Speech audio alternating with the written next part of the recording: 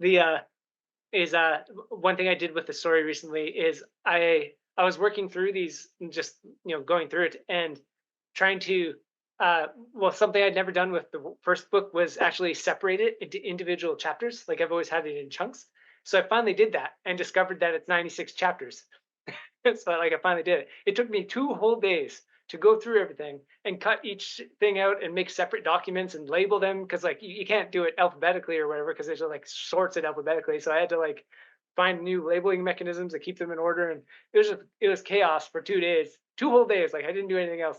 But it's what's kind of fun about it is it was like restructuring the way I was looking at it. So then it almost feels like like it's not like I know the story better or something now that much, because it's like I had it in a really good order. Like the way I was doing it was really organized. That's why I was able to do so much of it.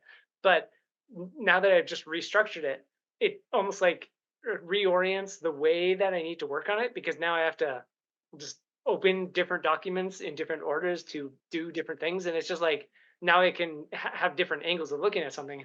All I did was like move a few things around, but it was more the mentality of it, of like, okay, now I can, everything was already in order. It was all already chronological. I already knew how big each document was. But now that I have it all laid out, it's like I've mentally scattered the pieces in my mind, and that has also manifested in material form on the documents, like just scattered pieces, to so I can like start going through and like that one and then that one and then that one, like kind of fill them out. So it's like just the mental orienting has now come fruition here, and now I can see things in that way too.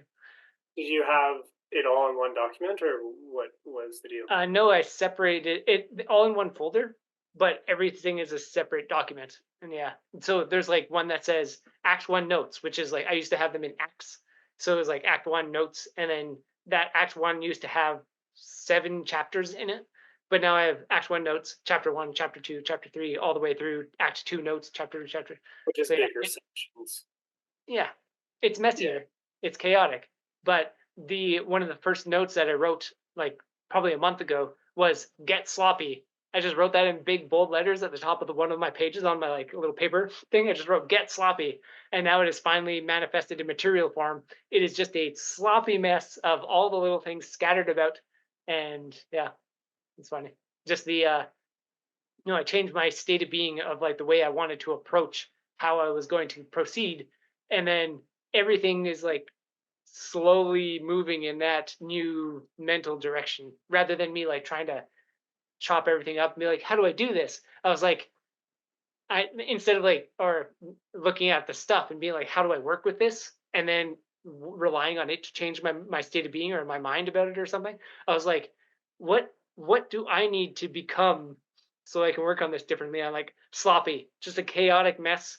It's like just a huge cluster of like pile and slop.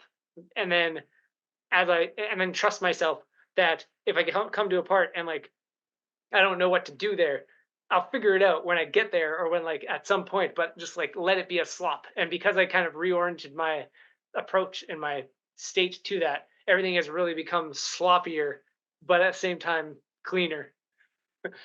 Yeah.